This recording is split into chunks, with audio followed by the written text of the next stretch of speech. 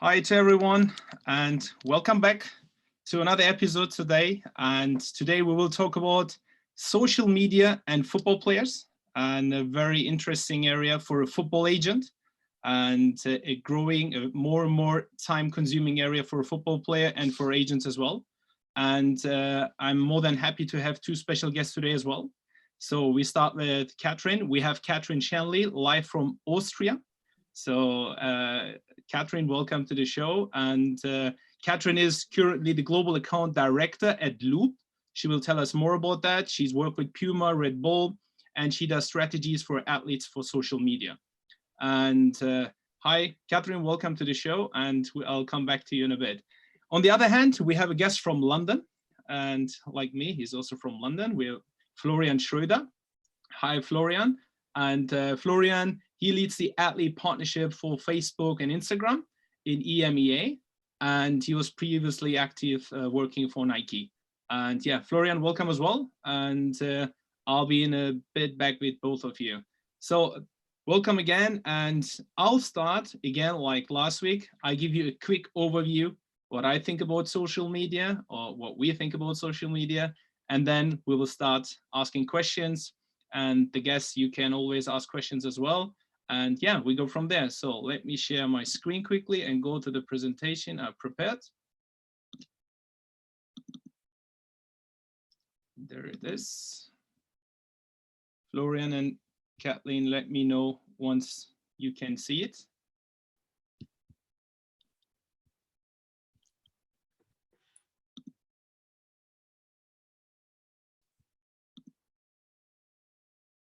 Yep.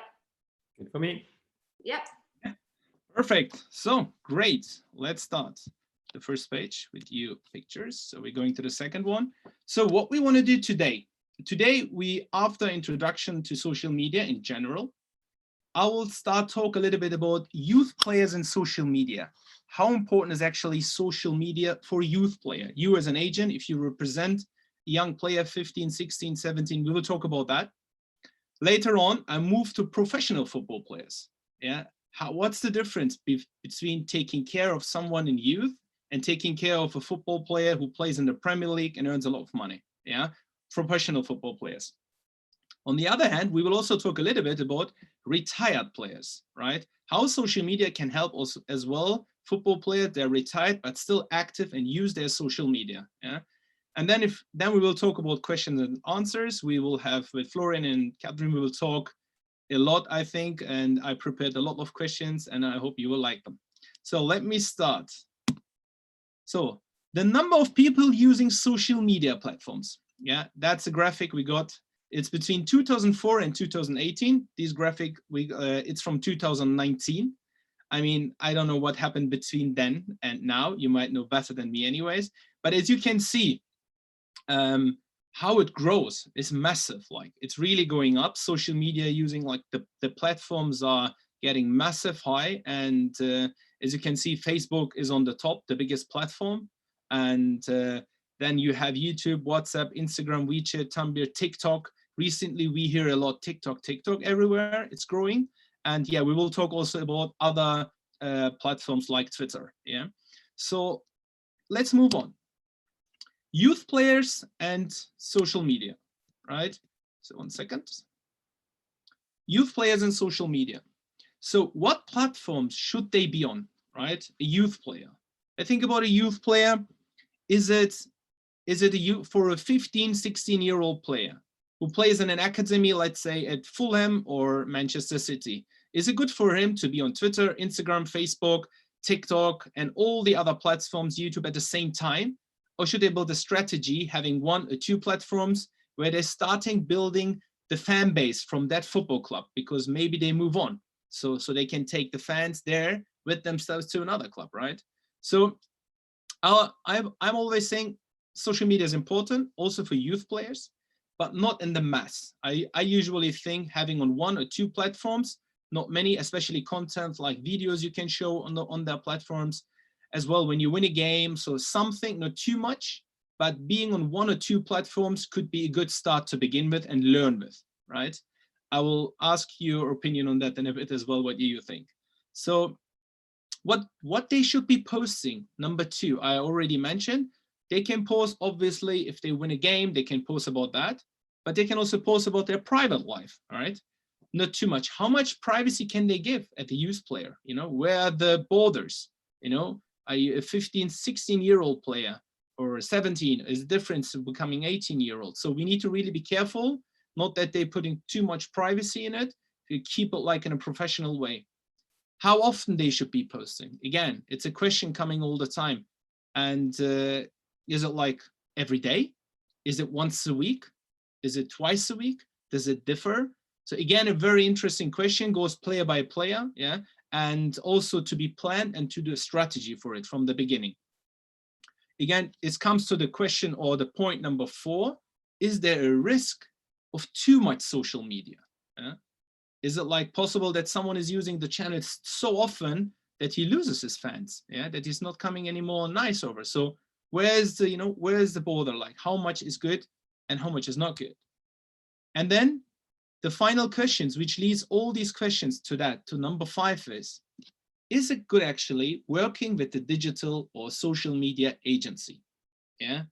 What is a football player and when is the time for a football player to think about and say, oh, I think it's the right time to work with an agency to build up my social media? Is it when he becomes a professional football player or is it already before, you know? So we talk also about that, and it goes again case by case. Let's move on. So Florian, Kathleen, if you have anything to say, Catherine, Florian, so just you can add or say it afterwards, it's up to you. Yeah, I just go on. So let's go to the next page, social media and professional football player, right? I just put some figures there, how much followers they have. Obviously, Ronaldo is the number 1 in football, maybe even in sports, yeah, not just in football. And why is social media important for a footballer? Yeah, that's an important question to discuss. Why is it important?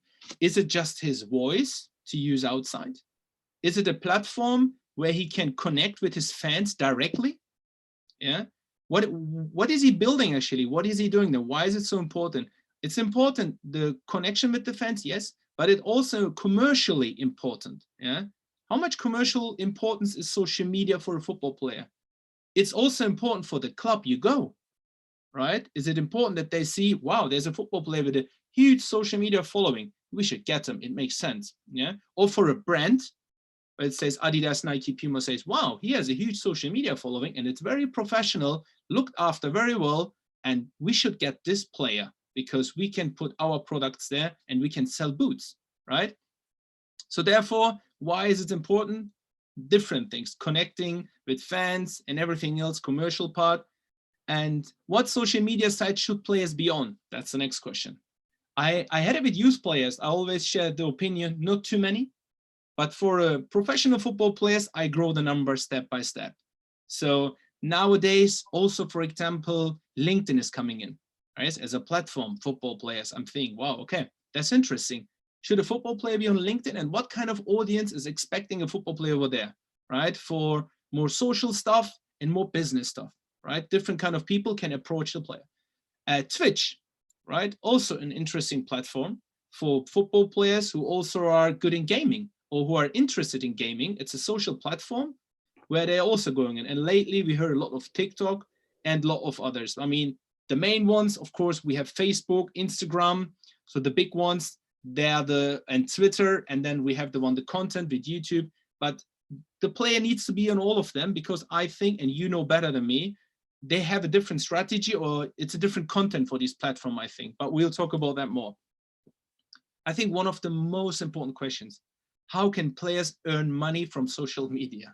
This is something I got always approached, like I'm saying, dude, yes, you are telling me to do social media, well done, it's important to be connected, but I'm hearing, is it, if I have 100 million fans on Facebook, am I making actually personally money with that? Like if people are, how do they can monetize it?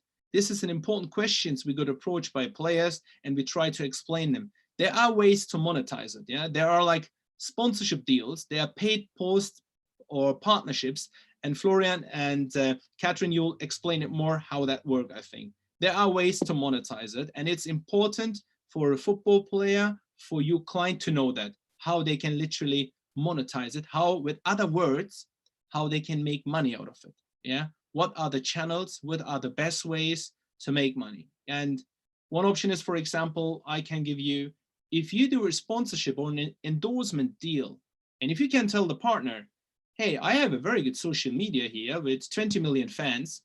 You want the boots deal with me, and you want to pay me 200,000 a year. But if you want to use my social media, then the value must be higher, right? So automatically in that sponsorship deal or endorsement deal, your social media brings a value. So that's very important. That value you create, you use for endorsement deals, but you use it also when you sign a new contract with a football club. That's a value, and that adds onto you as a football player. If you use it in the right way and grow it in the right way, it can put strength to you, right? And it's important for football clubs to communicate with their fans also through the players, not just directly through their players. So we will talk about that hopefully later on. I think it's a very important topic.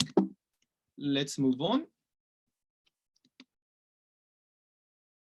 No, is it stuck now? I think it should be on a second. It wants me to talk more about monetization, I think. Yeah, I think it's stuck here right now. But you can still see that page, right? Yeah. 6 of 9. Yeah, I think now it works. Yeah. Now you see Ronaldo, correct? Yes. Yeah. I mean, we can leave it like this. Perfect. Yeah. This is like, are you still seeing Ronaldo? Yeah. I mean, this is one example I put in to give an understanding for someone who's listening, right? The Ronaldo effect. So you went to social media growth. So they grow so much. You can see on the different platforms how many fans they want, and especially on Instagram, you can see it's massive. 152% more followers for Juventus for their Instagram. It's massive. Like, and you see also Facebook and Twitter, on YouTube, on every platform it grows. So the effect of the right player is huge for a club, right? This is just one example. If you move on, I give you also like an overview about, there was a football benchmark KPMG did. You might know that already, but for the fans to see. So the top 5 most followed football clubs on social media. As you can see, Juventus Turin is now number 4, but they weren't before. With Ronaldo, they came into the top 5. Yeah, it's huge. But you see Spain is interestingly far higher than the other clubs in Europe. Like, I mean, Barcelona and Real Madrid is unbelievable. And then there's a gap, and then Premier League clubs coming in, Italian clubs. Yeah, so you see like Real Madrid and Barcelona are huge, especially on Facebook, right? Then you see the top most followed sports. If you're getting just a quick overview about that, on competition, you see Champions League is the number 1 so far, right? Followed on the social media. And afterwards you have NBA, and then again football, Premier League, La Liga. So football is number 1, I would say, in social media. Basketball is there, but the other sports, but if you look in the top 5, it's football. Yeah, it's the World Cup, La Liga, Premier League, Champions League, and just the NBA. So football is very big on social media. Just to give you an understanding for the listeners, for your clients, football is huge. Let's go to the next one. I mentioned quickly after career is important. As you can see, there's paid partnership, right? With Euro 2020, for example, for Robert Pires. That means whatever you build and how you build your social media during the career will or can help you after the career to commercially literally make money, right? You can still have sponsors, you can attend places, so you're still active. You use that as your platform, as your media channel, so that you're still there, you're not getting lost. So it's a huge advantage for someone who was smart enough to build that platform professionally and look after, and later, if the career ends, still can monetize it and still be active, still use that platform, not just for commercial income, also to say, hey, I'm still there. I'm not lost. I don't need to go and talk to the newspapers or to the media channels to tell them I'm there. I'm here. It's my channel. I mean, it's such a big, interesting, important thing, in my opinion, to have that opportunity. If we move on, yes, I think that's the last page, correct. So yeah, that was a brief summary, what I wanted to, before we start to talk, I don't want to take too much of your time. You're the experts. I'm stop sharing my screen now. And before I go to first questions, like, I mean, to summarize it. So social media allows, in my opinion, the football players to communicate directly with their fans, right? And it's kind of a fan base they build. So without using the club, without using the media we know, newspapers, TV, they can directly contact their fans. Like, what a powerful tool, in my opinion, which wasn't existing before and which is out now there. Yeah. And the football players becoming more influencers in my eye. They're not just football players anymore, but you know that better than me. So that's why I'm going now to you and ask you, first of all, Catherine, we need to start with you and ask you about how did you ended up working in that area? Where are you coming from? A little bit about you, that everyone understands what you do. Okay. So my journey working in the career path I'm now in started about 7 years ago. And to be honest, I kind of just got lucky and fell into it. I started out at Loop as a social media manager, community manager, working on the Puma football accounts. I was a one-woman show, and at the time, 7 years ago, our primary focus was on Twitter, actually. I kind of remember doing the first post for Puma football on Instagram, and it's interesting how the landscape has shifted over those years. Twitter definitely isn't necessarily where we put our focus now. So for a couple of years, I was kind of running those accounts together with the client, taking care of posting, doing content calendars. I'm a huge football fan. So for me, I was just really happy to be able to work with something I'm so passionate about and I found so interesting. And as social media grew, as far as importance goes for brands, we started to work more directly with players, with clubs, and instead of just posting content, we were working together with Arsenal, with Dortmund, with Puma athletes to make sure that social media strategy kind of married where they wanted to be and what they were doing.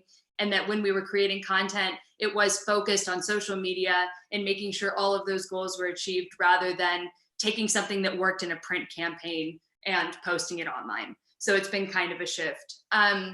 After a few years, we grew. We started working on more and more things. We started developing a bigger team focused just on Puma football and all of the different things that go along with that.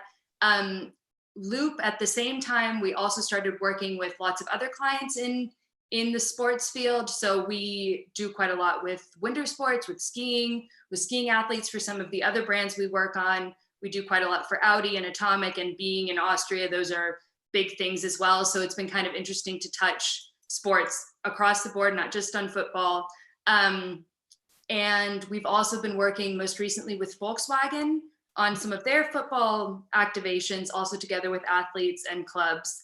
And it's kind of taken off from there. And through that journey, I've made more contacts at various clubs that we've worked with, or while doing production and working with players directly, that we kind of branched off into working directly for athletes, managing their social media in kind of a range of ways, from actually posting and really taking care of it and doing the daily maintenance, to starting with just a strategy. If a player has goals that they want to have a certain image, or they really want to make sure that the world knows what they're doing for charity, or they want to gain more attention for their club, that we can kind of go in with a concept on how they could achieve that over a few months, years, whatever. So kind of that whole scale of things. So that's where we're at now. And we kind of do a whole range of things within that. Okay, and are you from Austria? I mean, you're live from Austria, but is that your background? No, I'm American. I've lived in Salzburg, Austria for 13 years. Yeah, I just kind of got lucky that an agency like Loop, that's so globally focused, happens to be in Salzburg, where I want to spend my life. So we kind of compete with agencies in New York and London and globally. Even though we're based in Salzburg, we're quite mobile. We're on the road all the time, often in London, often across the world. And so it just was a perfect fit that I could be in Salzburg, do this kind of work, and still have a global presence in a way. Nice. Thank you. Thank you very much. So go on to Florian. Florian, tell us about yourself. Amazing. Yeah, first of all, I have to say I'm a little bit nostalgic seeing the picture you used in your presentation, because it's from a time when haircuts was still a thing, which feels good. So I got a little bit nostalgic. Yeah, so I really always knew I wanted to do something with sport. I didn't know what exactly, to be honest. I played a little football myself, clearly not good enough to make it anywhere near to professional. But I just knew I wanted to do something with sports. So went on, studied sports management, did a little journalism on the side here and there in football and basketball, actually, in Germany. And then pretty much fresh out of university, started with an internship in sports marketing at Nike, at the headquarters, which were in Frankfurt back in the day, Nike Germany. Very similar to what Michele did from Puma, who was in your last webinar, I think. So very similar department, seek, sign, serve players in Germany for football, and we did a little bit of basketball on the side. It wasn't that high on the radar, so we could just scoop a few important German players in and service them as well. And I did that in Frankfurt for about 2 years, and then moved on to a more brand marketing heavy role, switched offices, went to the Berlin office, when kind of the whole topic of digital got more important for a brand like Nike. I mean, it was always important, but there was clearly the time when it was like, okay, now we are going to start our own departments for this and need people who kind of grow with this. So I switched to a department called the digital brand team, and worked on there for football for about 2.5 years in Berlin, and then moved to Amsterdam to the Nike EHQ into my third, or at that time, I think maybe fourth role at Nike, looking after brand marketing for Western Europe, and then later on the EMEA marketplace. So always with an eye on the players and kind of trying to be the link between, the marketing strategy and the athletes that we had at the time. But not so much in the servicing area where you are with the sports marketing department. So not so much signing players anymore at that point. My role was more to like integrate the athletes that we had signed into the campaigns for whichever product and whichever season we were working on. And yeah, that was really my last job before I moved over here to London in 2018, where I now lead athlete partnerships for Facebook Inc. is how we should say it. Facebook, Instagram, those are probably the two ones that matter most for my partners. Technically also WhatsApp and the virtual reality glasses Oculus are owned by Facebook. And in that job, and then I'm going to stop my very long monologue, I'm trying to help the top athletes in all sports, very football heavy, of course, but I also work with athletes on the top end in other sports, and I try to help them with really whatever their business objectives are on our platforms, and whatever we can do to add to their strategy and be like a strategic partner for them. That's what we're trying to do. Business objectives there can be very, very different, to be honest, depending on sport, age, like lots of differences in what actual business objectives athletes have. But yeah, I've been doing that now since I think September 2018, so almost 2 years, and yeah, it's been good fun so far. Nice. Thank you very much for the introduction as well, Florian. And I just jump into the questions right away. I think we have very interesting questions today to find out more about social media and football players. And the first one is, when should you think a young player start create an image, a digital fan base? Like start with other words with social media. Is it the first professional contract, or what do you think? And Catherine, maybe we start with you. So when do you think is the right time for an agent like me, and I sign a young player, and do I say in the first meeting to the player and his family, you know what, social media is so important, I will take care of that, sign with me and I help you? Is it that time? Yes, absolutely. And I think specifically because the internet is forever. If you make mistakes when you're young, they will always come back to haunt you. So I think with a sliding scale, that when they're younger and they first kind of get into professional football on a much smaller scale, it shouldn't be their focus, because obviously we don't want them to be distracted from playing football. That should be their job. Other people should be thinking about the other things for them. But making a mistake when you're 15, 16, as we all know, like not just footballers, things pop up on the internet all the time where we're like, oh God, please, like what was I thinking? And as much as we can do to protect young players from having that happen to them later, just because they weren't thinking about the right things or they didn't have somebody thinking about it for them, I think could be quite important. But the other thing you have to think about is that football brings out the best in people and the worst in people. And social media is a reflection of that. And so I think it's very important to have a thick skin, because once you're kind of public on social media, you also get a lot of criticism. I've seen really horrible things sent to players across the board that, of course, we shouldn't ignore, but it can be, I think that can be quite a lot for a young player who's trying to build an image, but also just trying to build a career and focus on playing football, that those distractions don't become something that take over their life in a way. But I do think as young as possible, and then growing that from there when it makes the most sense. That's And on different platforms at the same time, or would you tell them like less or more on every platform, and working directly with an agency, or helping them to professionally, and or what do you think? I think that for young players, it's important to be present on Instagram and Facebook, and depending on where you are located in the world, on Twitter as well.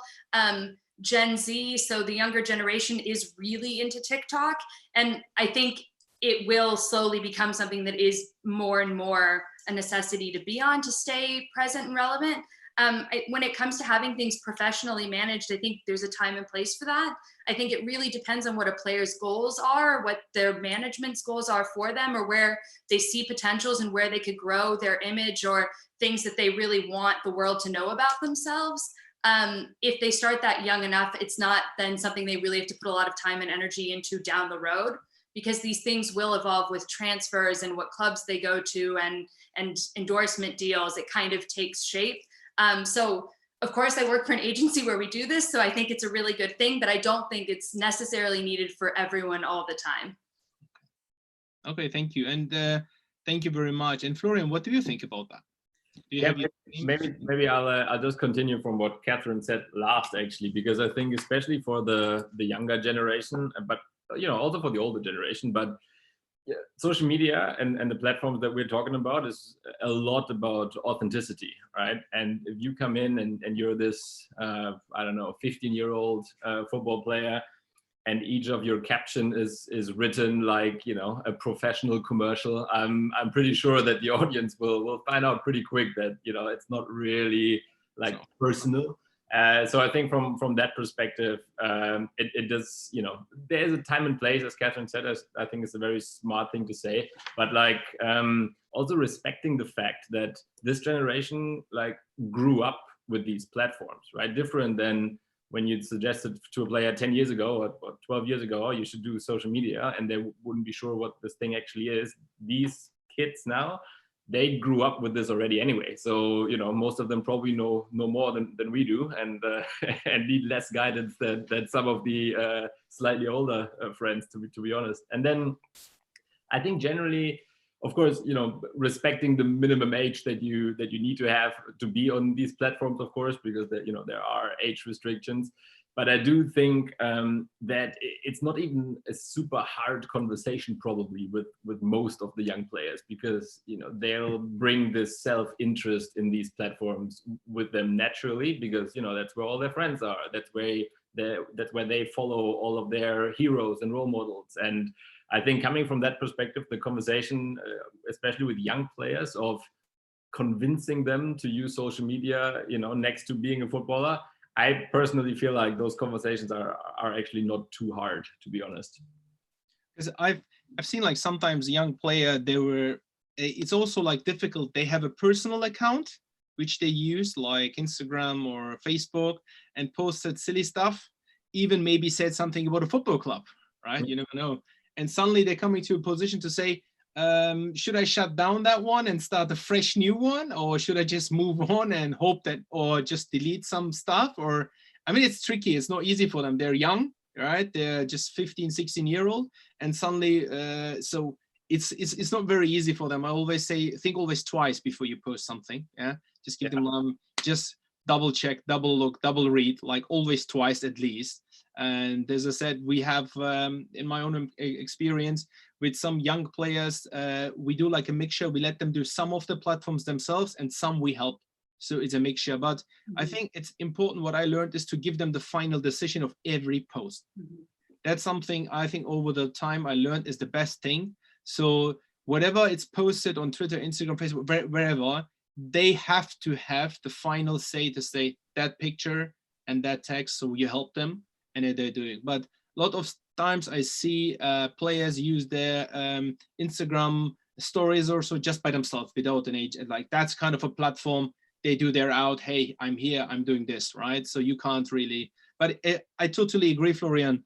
It's very important that it comes over like it's the person himself behind the platform, or not 10 people sitting in an agency and running it. You know, that's very, very important. That's why Q&As sometimes it's or live sessions, or you know, you have to integrate these kind of things, I think.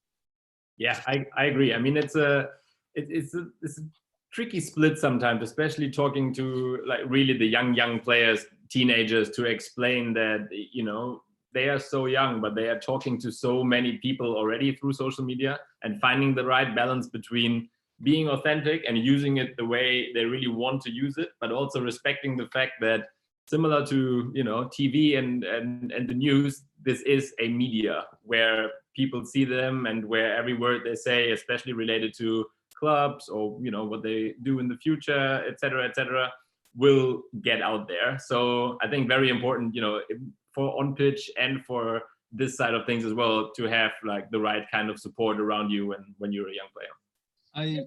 They definitely need to have a healthy respect for what it is. That it's not just putting out a picture for a few friends or something you think is funny, because it is the most powerful PR tool we have at the moment.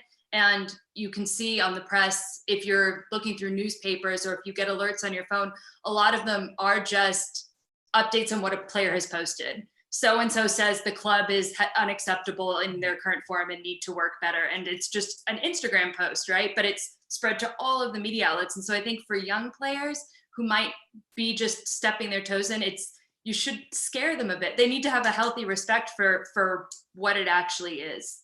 Yeah. And I can give you an example, which I had once. I was in a football club and I was meeting and I was talking with the club regarding one of my young players, right? I'm promoting my players. I'm sitting there.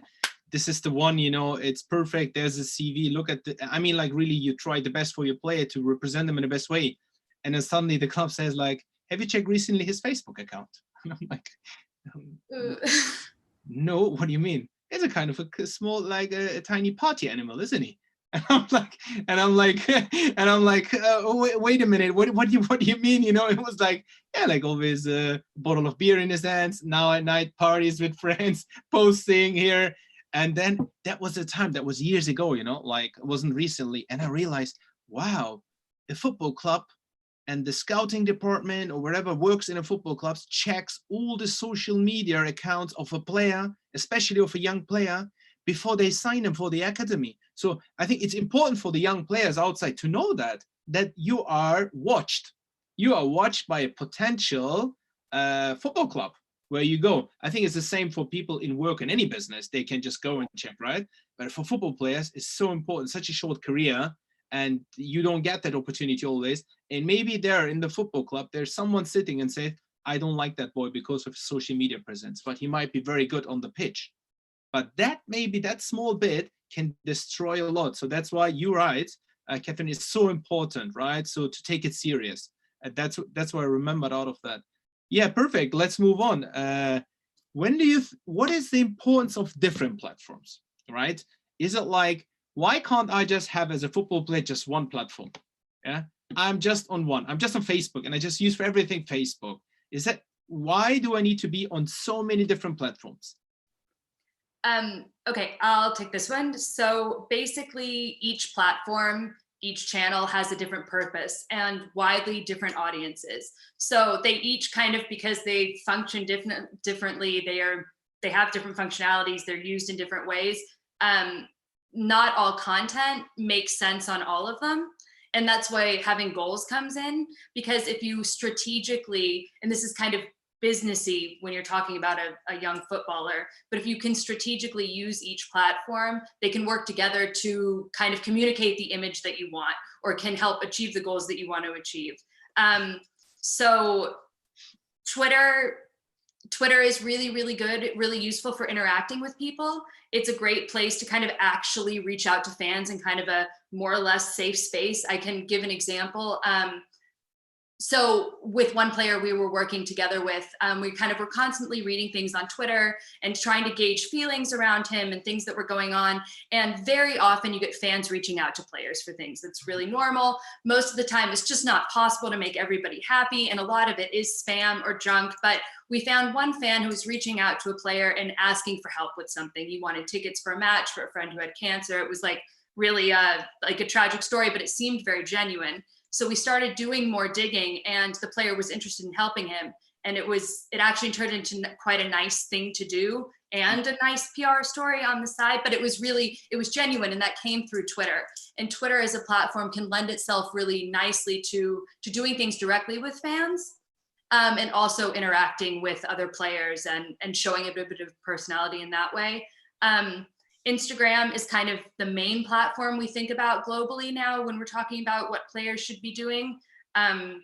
Yes, image driven. And it's also the place where they can be most authentic. Like you mentioned, doing things on stories, and they can really show their true colors and be present with their fans there. And yes, same with Facebook, and TikTok is the new fun one. I think it's also, it's fun at the moment.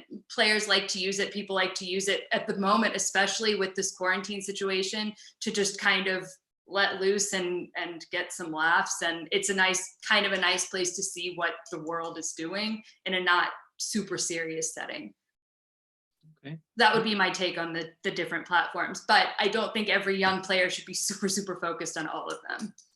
Okay, thank you.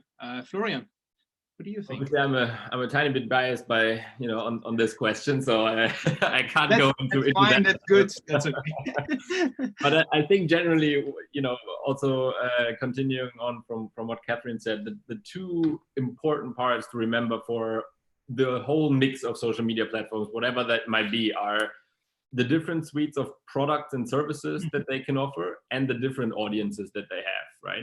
And when you think about like audiences, it's not necessarily, especially when we're staying with the football landscape, it's not necessarily only the own audience that the athlete speaks to, but it's also maybe the audience that potentially the new club speaks to. Because if this summer you're going to move to a club that has a massive presence in India, and in that specific country, one of these social media platforms, is heavily used by that population, then it totally makes sense to have a presence on that platform as a player as well, because you can just find mutual benefits with that new club of yours. So I think from an audience perspective, totally right. There's different people on different platforms, and the audience overlap is way smaller than many people would think, I'd say. And then, again, from a product perspective, of course, there's, again, without naming them, but there's clear differences and benefits and maybe also disadvantages on all the platforms we talked about. So I think it's very much dependent on what an athlete or a footballer's strategy actually is, and what kind of content plan he or she has in mind for the career. Because obviously that mix of, I want to do a lot of video, I want to do a lot of text, I want to do a lot of fashion outside of football or whatever, that has a super heavy influence on the right mix of the products and platforms that you use. Okay, is it just so docking on that question? Does it make a difference in which region you are? Like, is it different like in England than in Egypt, for example, in North Africa, or in the Middle East, or in Asia? Is it like to build up different platforms? Is Facebook more important for players in that country to use it, or in a different, or is it all same? I'm just gonna continue on if that's okay. It's definitely not all the same. It's a lot of public available data that you can actually look at and educate yourself on, okay, for which market or which country what platform makes the most sense. Obviously, looking at a little bit broader regions, almost continents, makes sense, because the difference between European countries is often a little bit smaller, with the exception of specific platforms maybe that have a way bigger influence, say in the UK, for example, over Germany for specific reasons.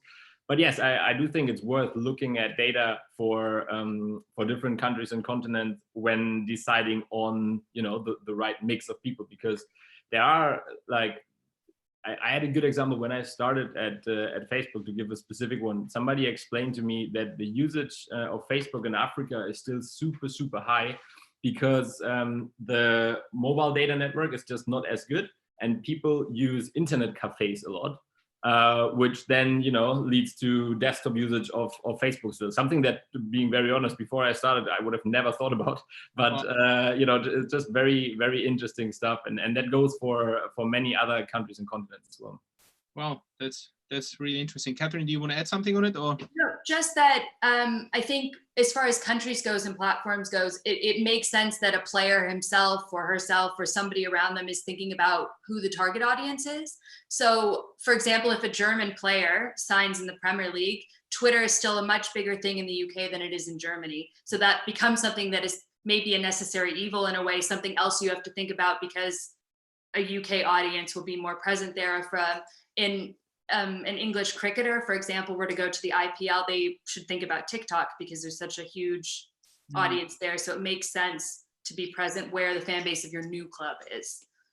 Okay, yeah, thank you very much. I've also got, because I'm from Germany, like I'm born, raised here, and came to England years and years ago, and I felt like Twitter is very big here, and I never felt Twitter like in Germany. That's what you were just saying. Like I felt it like UK and America, like Twitter countries, but Germany is my Facebook, Instagram, these kind of networks. So it's very interesting to see that. No, you're right.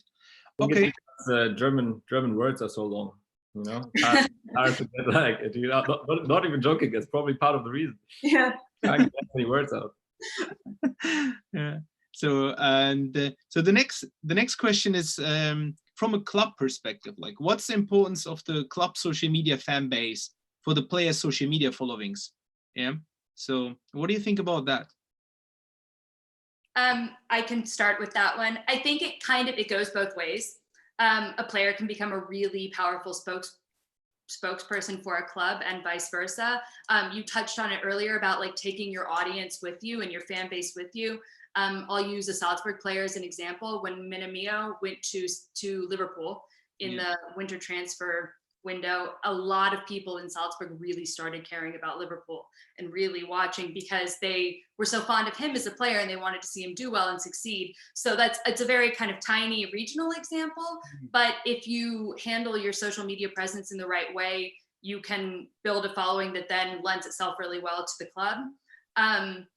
Also, clubs will have goals, they'll have initiatives, they'll have strategies on what they want players posting and what they don't want them posting, and when. And sometimes, as far as clubs and players go, it's also really important to know when not to say something. When not to post is as important as knowing when to post and when to comment on things. But I think clubs and players should work together to amass their fan base in the right way. Florian? Yeah, I couldn't agree more, to be honest. And I mean, looking at the slide that you had in your presentation earlier, when you see clubs like, obviously that is the super high end, but when you look at Real Madrid or Barca, then of course, when they sign a new player, that following of those clubs is definitely going to be beneficial for their new player as well. And I feel like a lot of clubs, especially in the last couple of years, are starting to do a way better job of utilizing their players for their own profiles as well, right? And doing like takeovers of, this player is gonna handle our social media today, and like doing portraits of their players, and also cross-posting content, which matters for both the team and the player. So I do think the correspondence between both is definitely massive, and also benefits both, right? Like nobody loses here. It benefits the player as well as the team. So good old win-win. Can't say no to that usually. No, I totally agree. It makes sense for a club to have someone with a huge social media follower, and so they can use it, monetize it for themselves. is there any danger you see for certain clubs where the player has a bigger social media followers than the club? Is it like the player's social media is going over the ones the club, and then the clubs can't be heard that much than the player? Do you think they're for the future, like not today much, you won't see it today much, but I think other players growing above the clubs a little bit on the social side? Because people, I mean, fans, I got a feeling they want to follow more the player, not the club, more like fans coming from all over the world. And they're, I mean, Juventus, they're buying the Ronaldo jersey because of Ronaldo in first place, right? Not because of Juventus. And that's the trend kind of, and will be the players will be the new clubs. Like for the clubs, how will they deal with the situation that the players becoming more important socially? They have their own media. I think it can actually be a really good thing for the clubs if the players are doing it in a respectful way. And that's where professionalism comes in and being strategic about what you do, because no club wants to have a player that thinks they're bigger than the club in a way, or kind of communicates that. And so I think the bigger following a player has now is definitely a good thing for the club, but it comes down to that fine line of what you post and when. Yeah. And that's aligned with the club's goals, and then everybody kind of wins, because it can be. Yeah, I agree. Yeah, I agree as well. And also that, like, being very honest, there's no way to stop it, because people follow the club because of the sport or the love they have for the club. And, you know, that is their main drive for this. People follow athletes or other public figures on the platform, not only because of the sport they play, but also because, you know, they want to see their car, and they want to see their living room, and they want to see their kids and all of those and they want to see how maybe they train at home, especially at the moment, and all of those kinds of things. And I think those add up to so much more insight than most of the clubs are able to give, you know, being honest. So yeah, I don't think that's something that you can stop, but I don't think that it is that is a bad sign for the clubs at all. If anything, you know, it's a great reason to leverage their players more and like try and use their platforms as much as they can. Agree. I mean, you just touched on something very interesting. You said they want to see different things about the private life. What exactly want the fans want to see? What kind of content they're expecting? So you are a football player and you're sitting there, you are these content platforms, and they're the fans, and now you want to reach them through social. What kind of content is the most important content, or what do they want from the player? Do they just want to talk about football? So I think that social media is a great tool because it does give fans a chance to kind of feel a bit closer to the players that they look up to and they adore. And so people are looking for personal content. They want to see them playing with their dog in the garden. They want to see dumb selfies in their cars. They want to like kind of be part of the glamorous life of a footballer. Having said that, I think it's also a delicate balance that about football being first, because the majority of fans are football fans and they will really care about what's happening on the pitch. And so it's seeing a balance of being really focused on your club and wanting to achieve and training and really wanting to do well and wanting the team to do well, and that not being taken away from by over the top personal stories. But I think it's getting a balance right of I am a focused professional footballer who also is a real person who has feelings and thoughts and opinions. And that's the kind of, when we go into work with the player, that's kind of the balance we try and strike, depending on what goals are and what they want to achieve. And we've seen that work well with fan base. Okay. It also keeps the clubs happy, which is important. Yeah, I would generally agree. I do think though that the content that travels best naturally is, you know, authentic, raw, something almost a little bit unexpected. And it's probably not, you know, Paul Pogba on the training pitch, but it's definitely Paul Pogba nutmegging his mother. Like that's because I saw it like the other day, and I think, you know, it's a good comparison. And that kind of content just travels so well within not even only the football audience, but also a little bit beyond, which means you might get a little bit more traction. And I do think that that people follow athletes specifically to get that extra glimpse, because, you know, the picture of them on the training pitch, they can kind of also see that on the club's account, or maybe even in some general media. You know, like there's so many places where they can find that, but really that inside scoop of what is this person like who is he or she, and you know, what are his characteristics and what does he like, maybe also outside of football, mixed with obviously the right amount of football comes first, I'm a professional athlete, this is what I do for a living, but I also not make my mother in my free time or whatever it might be. I think getting that mix right is super important, and you know, leads to not only like a lot of followers, but also to high engagement, you know, within your followers, which is like almost the more important number to look at sometimes. Okay. Coming to again to a commercial side. So for a partner, you work for Puma or Red Bull, Nike, and you work on the brand side as well, like, or you work with brands. How important is for a brand for the social media following an athlete? We talk about the club side, we talk the player about himself, but from brand side, Nike or Red Bull want to have a client, and how important is for them social media, and it's also growing like the football club's interest. Is it the same or is it different?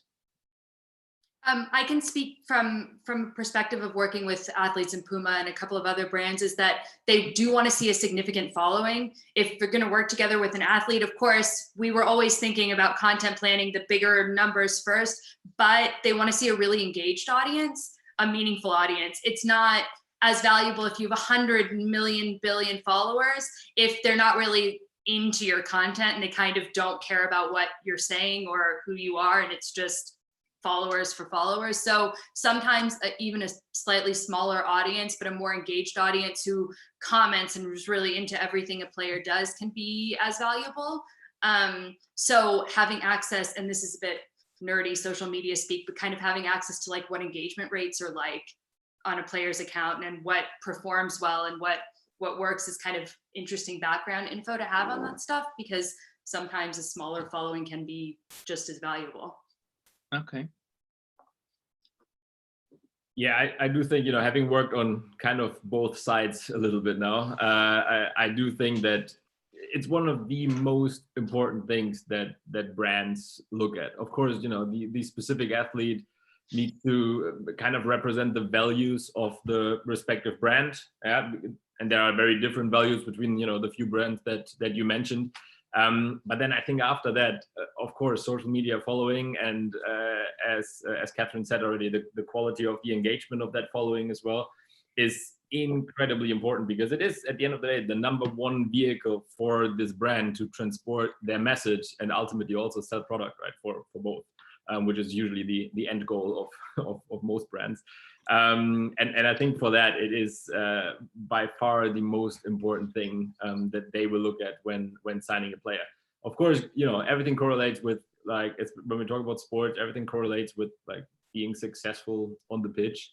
But then at the same time, being successful on the pitch usually also means that you're gonna get more successful on social media. So like all of those things are kind of a little bit intertwined anyway. So yeah, I do think one of the first things that brands look at the moment. Okay, thank you for that. So now coming to an interesting area, I'm asking the question, does a football player's social media becomes their own media agency or their own media channel? Are they becoming media agencies in future? Like a football player has, let's say, 50 million followers through all the platforms, and then is starting, that's me, I'm a media agency. I don't need the tabloids anymore. I don't need anyone to speak through. So I'm a media agency. I'm a brand, with other words. I'm, you know, I stand for something. I'm a brand. I'm a media. Is this seems to me very powerful, that footballers are becoming more than just being on social media, right? And what do you think about that? Where is it going like? So I think yes, because it's just the natural progression of things. If you take a simple Instagram post, it goes around the world and media then pick it up in the way 20 years ago a press release would need to happen. Somebody would write something, send it out to the newspapers, and that would be the source of news. And now it is coming directly from the players, whether they kind of think about it or want it to be that way or not. It is a huge source of media. I think a lot of athletes are getting more and more into other forms of media as well outside of social media, having their own podcasts, for example. A lot of retired players do that. Peter Crouch has a really good one. And it's like looking into YouTube channels, and if you do things right when you're a player, it can lend itself really well to what happens next for you. And media agencies is a powerful word, but in the sense of how that functions, it is already going in that direction in a serious way. It's not necessarily a bad thing. There's really good things about that. You can control your story. It's authentic. It's from you directly. Nobody has the chance to spin it until later down the road. And with things like podcasts and YouTube channels, there's a lot of really great opportunities to show who you are and contribute more to what's happening. Okay. Yeah, I would agree, Erkut. I think you actually hit the nail in the head for athletes who have the potential to, you know, rise above and beyond a little bit and really become their own media companies almost. I always like to look at the US a little bit for these kinds of things, because, you know, from history, not necessarily in football, but generally in sports and media, you can always see trends quite well developing there a tiny bit earlier than over here. And if I look at people like, you know, first and foremost, LeBron, of course, but also Steph Curry, Russ Wilson, those kinds of guys who really kind of create their own little media empires and do so much more, you know, than just being an athlete. And really, as Catherine already mentioned, control their own narrative, yeah, and like come up with their own programs that can tell their stories, that can then ultimately transition into the phase after their active career, yeah, in whatever they want to go. Maybe they want to be a talk show host, or maybe they want to be in film business or whatever. If they started early to, you know, really create their own little media companies, I think it's incredibly powerful. And that's what the tools that, you know, we've discussed in the last hour already, like that's what their power really is, like using that mix the right way to brand yourself and control your own narrative. I think is it's incredible opportunities for a lot of athletes over here, specifically thinking about when you look at following how big footballers are here is you know, it's incredible. Sometimes I talk to my colleagues in the US who, you know, do similar jobs to me, and they obviously look after a lot of the NBA and the NFL guys. And they look at someone, Russ Wilson is a great example, who is, you know, the best paid NFL player at the moment, I believe, and I think has maybe 3 million followers, or 3.5 on Instagram specifically. And that is here, you know, the average 17-year-old who comes through at a big football club, which is crazy when you think about it. So I think the potential here is is incredible. So that means, with other words, we agents have to see which players have to potentially to become a media agency and work with people inside social media and inside media, bring them on board and create around the player, especially also you said, like, interestingly, after career, like podcasts and shows and everything, and use that platform and even grow it afterwards and become a kind of a media agency with 15, 20 people working in that center. And he has a social media platform, another media channel, whatever, and then he can use Mondays, I do on my platform here on Instagram TV, I do this. Tuesday, I'm here, and we will talk about the best goal of last week. And Wednesday, we will talk about the best coaches. You're creating kind of shows within your channels, correct? Yeah, sure. The sky's the limit. The sky's the limit. If you look at an old, and not old is probably the wrong word, but something like Match of the Day with Gary Lineker, that's a TV show on Saturdays and Sundays that people turn in and they watch kind of for him, and it's a whole overview. But if you were to take something like that and put it across platforms and turn it into a series and kind of, I mean, I think it is the next step, and people are already starting to do it. It's ambitious. Yeah, but I also think, and I think Erkut is probably also transitioning into one of your next topics, is when you look at the opportunities that, you know, when you build something like that, the opportunities of actually making money obviously are also, you know, going up at the same rate, rather than when you just sit down and relax and you know, think you had a great football career. Yeah. How did you know I will talk about money in the end? So, so yeah, finally, let's come to our last point. Also interesting. I think really it's very interesting to find out about that. And that's what not many people understand as well, like players and agents. It's about how to monetize it. I mean, for me, the kings are the ones who monetize their social media in the right way, right? Not just using on the social side as a, you know, as a mediator, but really, how do we monetize it, especially for the time after career as well? that the players still have an income stream, because he won't play any more football. But if he creates something special on the side with his social media, then he can be still there outside and making money. With other words, monetizing is making money. So for me, it's like, if I look as someone, I'm not a specialist like you guys. If I look like myself into the platforms which existing now, then I'm seeing like, where and how can a player make money? How can you do that, right? So there are, for me, indirect ways and direct ways, I always say, to make money. So one is, we talked already before, having a boot deal with Nike, right? You have a value you bring on and says, look, we have 50 million followers, which you can use. Instead of 250,000 a year, I think you have to pay me 400,000 a year, because if you want to use my social platform, right? So it's kind of a paid partnership. And this also for other sponsors you do. I do a deal with Water, Evian, right? And say for my player, you can do it 10 times a year.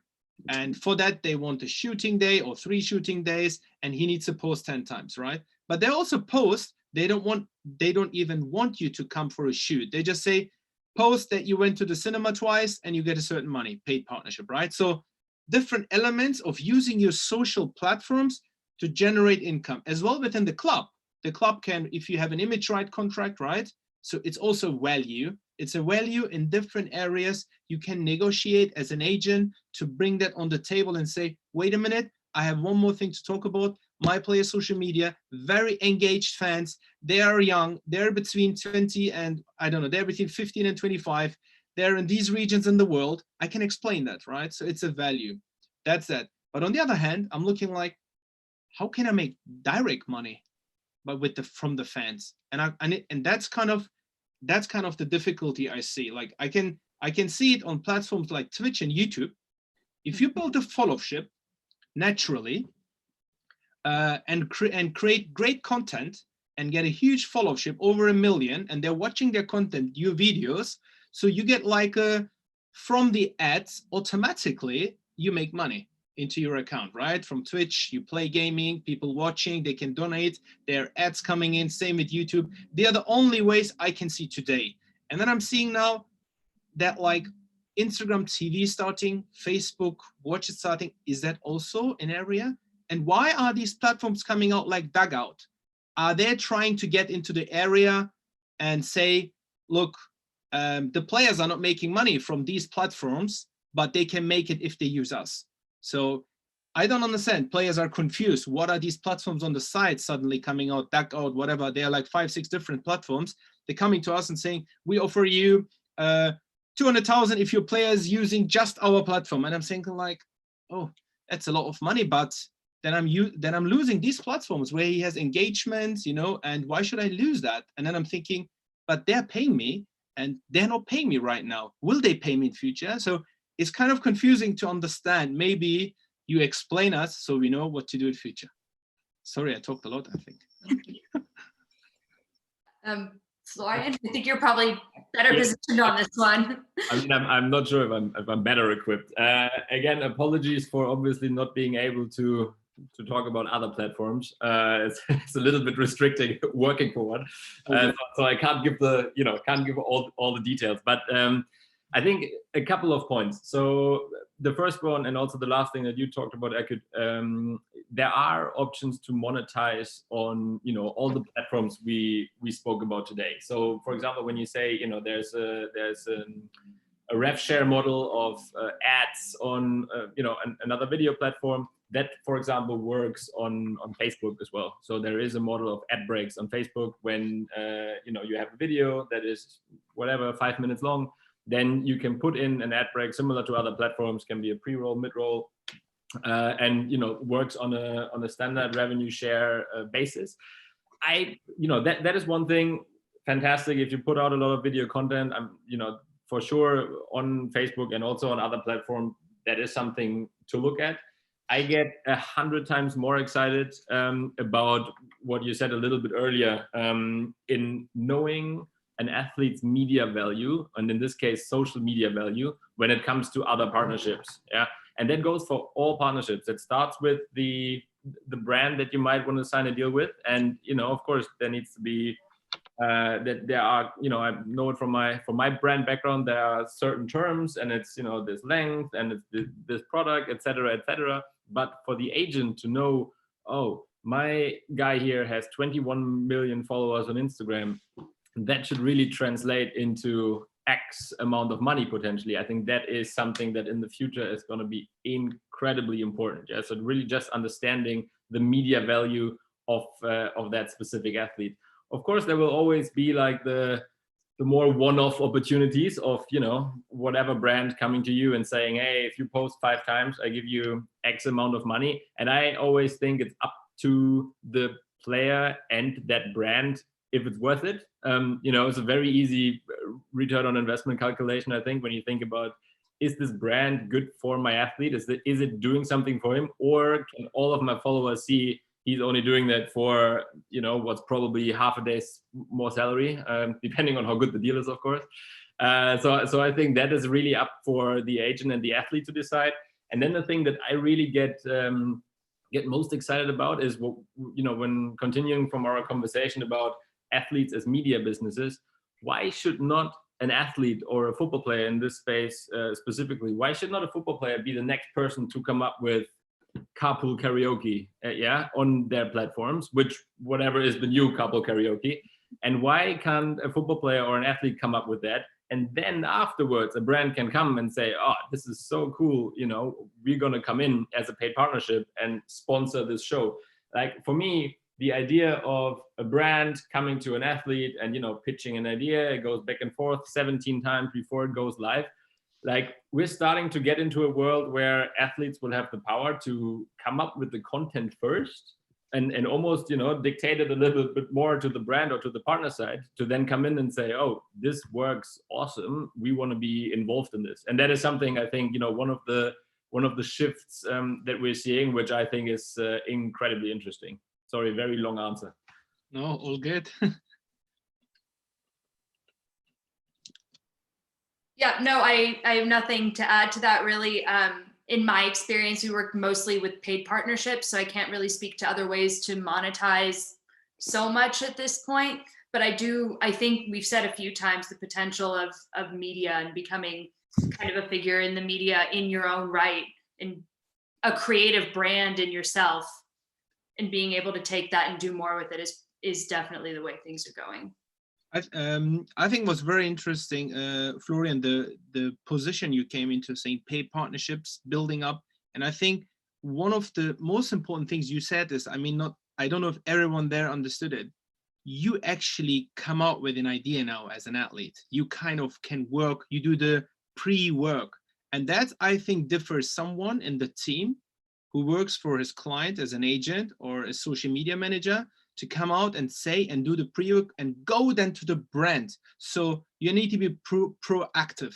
So if you start for your client and wait and say, let's see what comes, I think that's a little bit not good for your client. So you need to be working, either you do it by yourself as an agent, or you work with an agency who understands social media. It doesn't matter where, in England, in Germany, find good people you can trust and build up your social media so they can proactive work for you and build it. And so you can come to the position that paid partner says, well, wait a minute, that's a fantastic idea. This athlete and their guys bringing to us, let's do that, right? I think that's the mentality we need to get into it, that we need to be proactive. We can't wait for it. We need to dictate it. We need to tell and have a great presentation or whatever to bring over and say, take this player for this project, right?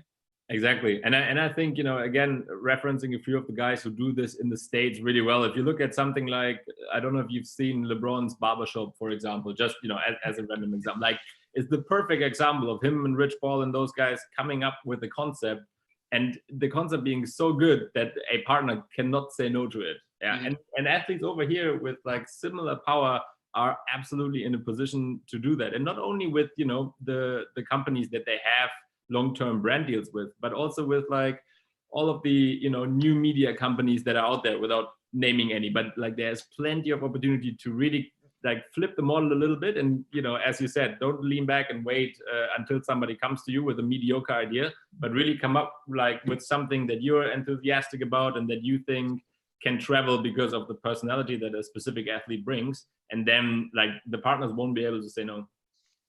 Yeah, no, totally. I totally agree. I also come back to you, Catherine. You said something with charity, like, or a social thing, which is like, I have to say, was approached to my clients as well a lot of time. So having a good platform is also good. And we did a lot of social work because people approached us as well. And they're saying, you know, we have this kid somewhere. We just had in another country in Ireland, there was a kid approached one of our players and asked for a jersey or a video. So you suddenly become also very social through these platforms. You can use this as well to build your social engagement, and it's very important, I think. And there, one of the problems not problems, is sometimes players got asked to, hey, can you post that for me?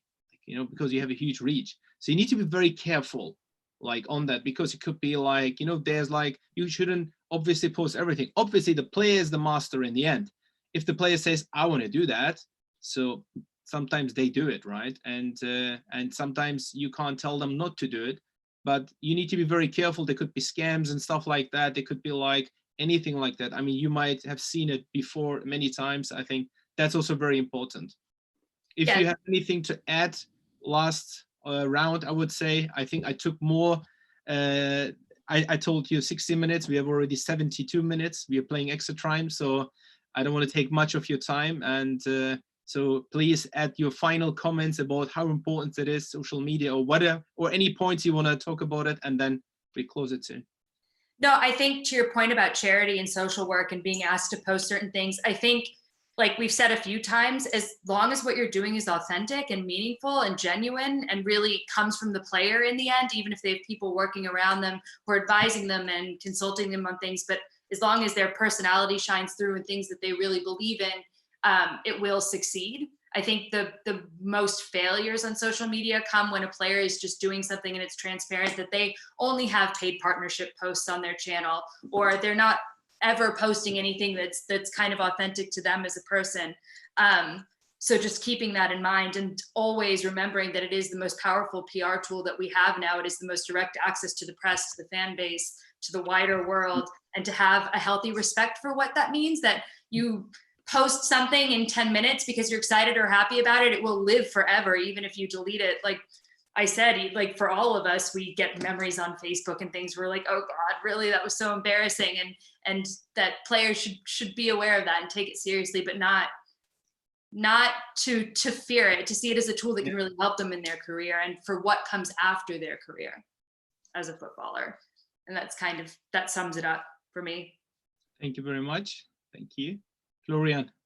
Yeah, I totally agree. And I mean, especially now in a time like we're in at the moment, you see, you know, when you look at the sheer amount of people that was reached through athletes, you know, explaining how to wash your hands right and all of those kinds of things is incredible. Like the power that these guys have and like the amount of people they can talk to and really make a difference is insane. And, you know, when I sit down with the guys that I work with, I also explain a lot to them. I'm trying to make them remember that for some of their followers, even if they go through their comments and they just like a comment or they reply to a comment, that has the power to change somebody's life, which is like incredible to think about. Yeah, so that can give someone the motivation to, I don't know, become a professional Formula One driver because Lewis Hamilton commented on a comment that he had under his post or whatever. And it's like imagining the power that has is very, very humbling, I think, and it's always important to keep in mind. Yeah, thank you very much. Florian, Catherine, I mean, can say fantastic. I mean, I really enjoyed it. That's very important. I think that enjoy it as well when I do it and when we talk, and I learned a lot. That's even more important for me. I'm always a learner. I'm always want to get more knowledge and learn from experts like you, and hopefully the listeners or the people who are watching today learning as well a lot and learned a lot and can take it with themselves when they advise or take care of their clients. Today we learned, I think I summarized a little bit. I took on the side, I wrote, to be authentic. It's very important. It comes many times. So we need to start early with our clients, early in a very professional way, and still be very careful what they post about it, because once it's out, yeah, whole life. I mean, and but also in the end, very important, I took over here is like they can make a difference, right, with social media, yeah, and they can build up their own social media empire or company, whatever you want to call it, and can do something different and be someone different there and change lives, as you said. So it's a really powerful tool. Thank you very much. It was a pleasure having you both. I wish you all the best in these difficult times. Hopefully we will overcome it soon, and we can enjoy life outside again. Thank you, Florian. Thank you very much, Catherine. Thank you very much. Bye. Bye. Thank you. Bye-bye. Bye-bye.